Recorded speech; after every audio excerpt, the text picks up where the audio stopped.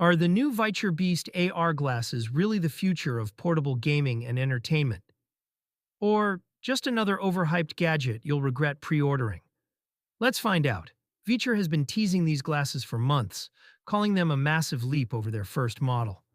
And to be fair, the design looks incredible, sleek, lightweight, and surprisingly premium. But the real question is, how do they perform?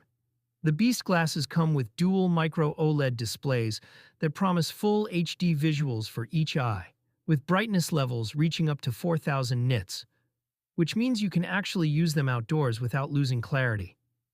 They also feature built-in speakers with spatial audio and support for Bluetooth and USB-C, so you can connect them to your phone, PC, or even your Nintendo Switch. But here's where things get interesting. Viture claims a 120 Hz refresh rate, and that could be a game changer for cloud gaming and video playback. Imagine playing Xbox Cloud or PS Remote on what feels like a giant screen floating right in front of you. However, not everything sounds perfect. The pre-order price sits around $459, and that's without the optional neckband or prescription lenses. Battery life is also still a mystery. Viture says it depends on your setup, which is not exactly reassuring. So before you hit pre-order, ask yourself, do you really need this tech right now, or should you wait to see real-world reviews?